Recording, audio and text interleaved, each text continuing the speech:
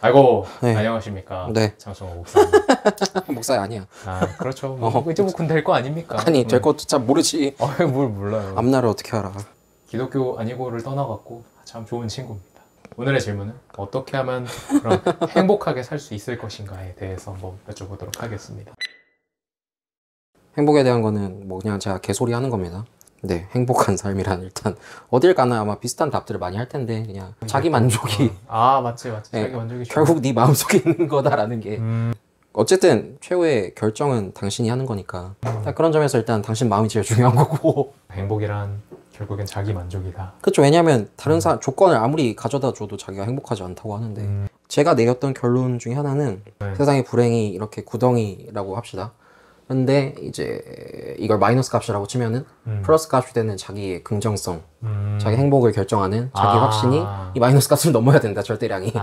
네. 구덩이를 채운다 이 말이군요. 근데 그걸 넘어야만 반드시 행복을 가질 수 있다. 그러면 구덩이가 뭐 아무리 깊다고 하더라도 이 내면의 긍정성이 더 높다면 그 사람은 행복한 거고 구덩이가 아무리 얕아도 자기 내면의 긍정성이 별로 없으면 그 사람은 죽을 것 같은 거고 그거 어쩔 수 없는 거죠. 사람 마음에는 기본적으로 채울 수 없는 허무감이 있다. 근원적인 진공 상태인 거고 근원적인 구멍인 거고 이제 이 세상에 우리가 그렇게 났기 때문에 원래 본질을 찾아서 뭐 하나님을 믿어야 된다. 그 하나님으로 가는 길이 예수님이다 라는 게 이제 개신교의 논리이고 본질적으로 우리가 느끼는 공허함 자체는 실제잖아요. 우리가 살면서 느끼는 것들은. 그렇죠. 하여튼 교회에서도 설교를 하실 때도 고통을 얘기하고 그거에 대한 해결책을 제시를 한다. 정상적인 논리를 따르고 있는 교리인 거다라고 하는 거고 고통을 아예 없다라고 해버리면 일단 사기꾼이라고 생각을 하시고 진솔한 얘기를 좀 나눌 수 있는 주변에 친구를 찾으시거나 그러니까 내면에 공허함이 없다고 하는 사람을 조심해라. 있었지만 채워졌어. 면 이제 그거에 대한 내용을 얘기하면 되는 차례인 거고 그래서 뭐 그 사람의 답이 뭐 기독교이냐 뭐 아니면 딴 거냐 자기 경험을 얘기할 수도 있고 그렇게 되는 건데 이제 뭐 나는 태어나서 한 번도 그랬던 적이 없어 거짓말쟁인 거죠. 그렇지, 어떻게 그런 사람이 있을 수 있어요. 그냥 괜찮은 척 하는 거지. 그래, 행복에 대한 정의를 잘 들었습니다. 네, 아까 네. 말씀하신 것 중에는 구덩이라는 말이 참 와닿는데요. 그걸 채울 수 있는 게 자기 만족이라 그랬는데 이 비교를 안 하기가 참 힘들다는 얘기를 하고 싶습니다. 네. 나와 다른 사람을 비교하지 않기가 굉장히 어렵잖아요.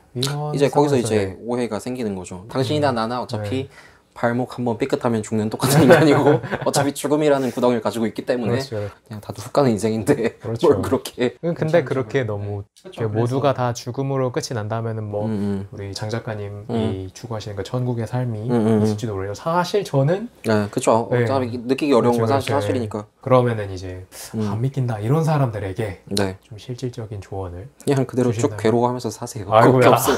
그게 없어요. 근데 어떤 면에서 보면은 아까 말했듯이 구덩이가 묻어 있다고 했잖아요. 그렇죠. 실제로 저는 어렸을 때부터 마음 먹기라는 걸 굉장히 잘 컨트롤해서 인생의 좀 우울감이나 이런 것들 좀 많이 조절했던 경험들이 있는데 그렇죠. 그때 가장 중요한 점 중 하나가 아까 죽음에 대해서 극단적으로 말을 했잖아요. 그렇죠. 그런 것처럼 이제 좀 논리를 비약시켜가지고 끝까지 가보는 거예요. 끝까지 가본다는 게 정확히 뭘까요? 아까 말했듯이 뭐 돈 한 100만 원 더 받는 사람이 좀 더 쉽게 받는 것 같다고 하면은 만약에 저 사람이 저렇게 저 인생을 살아가지고 마지막까지 다다랐는데 그 인생에 무슨 행복이 있을까? 내가 뭐 100만 원 더 받는다가 더 행복할까? 뭐 그렇죠. 지금 당장 내가 행복할 수 없는 걸까? 그냥 이런 식으로 좀 생각했을 때 그리고 이거는 되게 좀 성향적인 거고 임기응변적인 거긴 하지만 뭐 어쨌든 그냥 없이 살아보는 것도 굉장히 좋습니다. 없이 사는 인생 아주 친숙하죠. 지금도 없이 살고 있습니다. 사람이 필요한 게 그렇게 막 네, 최소한만 채워줘도 대체 어떤 삶을 살아왔을까? 아니 실제로 좀 강성이 있다고 하잖아요. 예전 강성? 세대 사람들은 강한 성질이 그쵸, 있다고 하죠. 그런 그들의 저력 힘든 세대를 이겨냈던 그렇죠, 못 살았던 그렇죠. 세대를 이겨냈던 그들의 저력 빈곤 국가에 사는 사람들이 다 불행하지만 불행하지만 않고 실제로 부자들 중에서도 진짜 삶의 의미를 찾는 사람들 스위스인가 스웨덴인가 어디 가족 기업이 있대요. 국제적인 가족 기업인데 거기 총수가 다 가족만 하고 있대요. 가족끼리만. 거기에 가족 구성원으로서 CEO의 대여를 참여할 수 있으려면은 한 푼도 받지 않고 자기 돈으로 미국 가서 유학 생활을 마치고 와야 되고 그리고 그 나라의 해군 장교 생활을 마치고 와야만은 받아들여 준대요. 그래도 뭐 밥 정도는 보내주지 않을까요? 그건 뭐 잘 모르겠는데 어쨌든 부자들도 삶의 지혜를 터득한 집단이나 일족들은 그런 식으로 자기들이 스스로 그런 강성을 기르기 위해서 하고는 있는데 속담도 많이 있잖아요. 무슨 소리? 뭐 예쁜 자식일수록 여행을 보내라. 아. 약간 이런 식으로 있잖아요. 이렇게 말을 하는 게 뭐 강요도 아니고 사실 자기들이 알아서 하는 거고 힘들면은 그냥 쉬고 싶은 대로 그냥 쉬어도 사실 뭐라고 하지 않아요. 그러니까 쉬어도 고난을 자초하는 게 될 수 있기 때문에 그치. 인생이 지금 쉬면 이제 좀 더 큰 고난이 올 수가 있어요. 그러면 이제 그 고난을 보고 다시 생각을 해봐야 되는 거고 내가 학교를 정말 가기 싫어. 그러면 내가 정말 학위가 필요할까? 이거 경험에서 나오는 것 같은데. 정말 학위가 필요할까? 내가 학위가 우리 장 작가님 학사 몇 년 하셨죠? 모르겠는데 어쨌든 내가 생존에 필요 충분 요건인가 그런 걸 한번 다시 한번 생각을 해봐도 되고 그리고 또 하나는 이제 인생에서 그런 굉장히 괴로움들이 있을 때 자기 마음에 욕심이 너무 많지 않나 그런 점을 좀 생각을 해보면 그렇죠. 네, 지나치게 어떤 이기심이나 탐욕이나 맞아요. 네, 그런 것들 이게 사람이 원하는 게 많을수록 네. 좀 마음이 고통스러워지죠. 그러니까 장 목사님 표현을 기르자면 이 구덩이에 채우는 행복의 양이 욕심이 많으면 점점 줄어들고 그렇죠. 그러니까 그 욕심 자체가 사실은 자기 구덩이를 점점 더 높이고 있는 거기 때문에 욕심을 버려라. 구덩이를 자기가 줄여라. 파지 마라. 구덩이를 자기가 줄여라. 흙은 이렇게 좀 많이 해서 덮어보고 구덩이는 파지 마라. 느끼는 바가 참 많네. 이게 참 실천하기가 어려워요. 근데 어쩌겠어요. 삶이라는 게 맛있을 거다 독을 먹는 사람 없을 거 아니에요. 근데 요즘 세상은 이제 무분별하게 어른들이 자신의 욕심을 얻기 위해서 정확한 정보 제공을 안 한 다음에 그냥 적당한 상품으로 이렇게 섞어가지고 다 그냥 대량 생산해서 팔고 우리가 겪었던 거를 보자면은 뭐 좋은 대학 가야 된다, 뭐 대학 꼭 가야 된다 이런 것도 어떻게 보면은 그런 걸 수도 있어요. 욕심. 그렇죠. 일부분은 그렇죠. 분명 좋은 것도 있지만. 그러니까 왜냐면 이제 종교적인 논리나 교회적인 그런 걸 떠나서도 삶이라는 게 그렇게 단순하지가 않은 건데 무슨 좋은 대학 가라라는 게 절대 삶의 24시간을 보장해 줄 수 있는 말이 아니잖아요. 맞죠. 삶에 얼마나 많은 선택을 해야 되고 자기가 결정을 해야 될 것들이 얼마나 많은데 그거 하나 가지고 할 수가 없잖아요. 근데 그 전체를 다 설명을 해주면서 뭐 이렇게 좀 리드를 해주시면 이제 좋은 그렇죠. 스승이고 부모님이고 이런 건데 좋은 대학 가면 기회가 많아진다. 가는 편이 좋다. 하지만 못 간다고 해서 망하는 건 아니다. 근데 누구도 이렇게 말하진 않았어요. 막 지방대 가면 자살해라.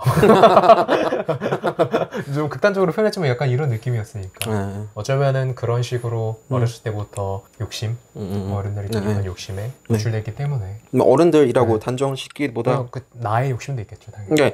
그러니까 나의 욕심도 있으니까 그런 것들이 있는 것도 있고 어른이나 아니냐 이런 게 아니라 그냥 나쁜 어른도 있고 나쁜 아이도 있고 그런 거예요 세상은. 그러면 내가 좋은 사람이 아니야. 오늘 행복에 대해서 얘기를 나눠봤고요.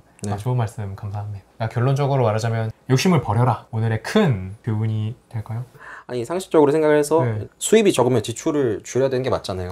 경제학과. 아니 그거랑 똑같은 거지. 자기가 지금 계속 살면서 마이너스가 나가지고 힘들어 뒤질 것 같은데 그렇죠. 그러면 지출을 줄여야지. 지출을 줄여야지. 지출이 욕심이라 이거지. 그럼 당연하죠. 그러니까 현실에 맞춰서 지출 현실 맞춰서 지출 상황해야지. 근데 이런 건 있어요. 이제 너무 지나치게 안전주의적으로만 가서 아무것도 없고 그냥 사라져 버리는 것보다는 자기가 진짜로 일할 재능도 있고 자기에 대한 확신도 있고 계획도 있어가지고 그걸 위해서 투자의 개념으로 좀 이렇게 일시적으로 지출이 늘어나는 상태는 있겠죠.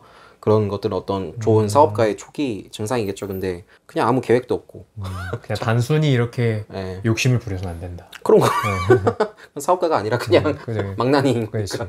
정말 당연한 얘기인데 이게 또 당연한 얘기의 가장 좋은 점은 계속 들어도 좋다는 거고 어머니 아버지가 잔소리 맨날 하시는 게 괜한 이유가 아니고 우리가 지금 한 말들 이렇게 엄마 아빠가 한 소리면은 뭐 잔소리야 진짜 지긋지긋해 이러는데 또 교수님이 말하면은 그런가? 이러고 아는 형이 말하면 형 멋있어요 이렇게 되잖아요.